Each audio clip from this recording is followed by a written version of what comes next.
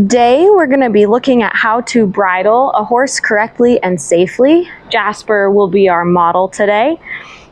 So I've got Jasper in a halter and a lead rope, but I've got my bridle here ready. So the first thing that I'm going to do, I'm going to put the lead rope over Jasper's neck so that the loop of the lead rope that's connected to the halter is up off the ground where it won't be stepped on by me or Jasper. It's nice and out of the way. Now we're in the arena here where Jasper's not tied up to anything, so I'm safe to unbuckle the halter, slide it off of his nose, and buckle it around his neck. And we do this so that if Jasper decided he wanted to leave right now, I've got something to grab onto. Now you never want to buckle the halter around the horse's neck while the lead rope is tied to something. And you don't want the halter still attached to cross ties when you buckle it around their neck.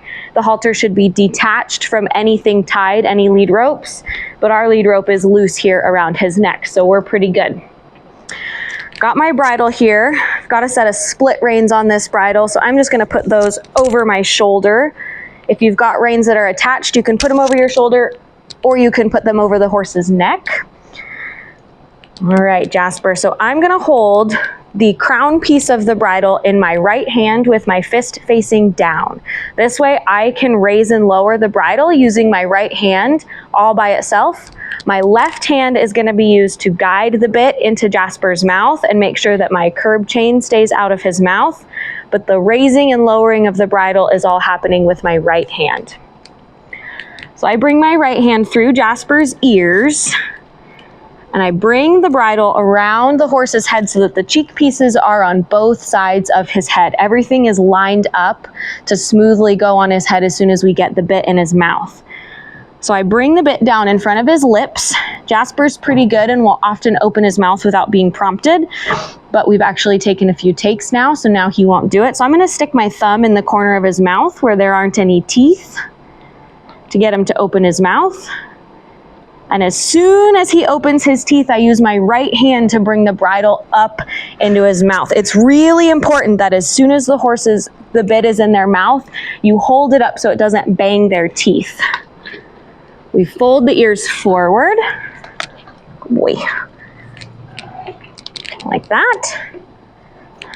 And we can buckle our throat latch. The throat latch gets buckled quite loose.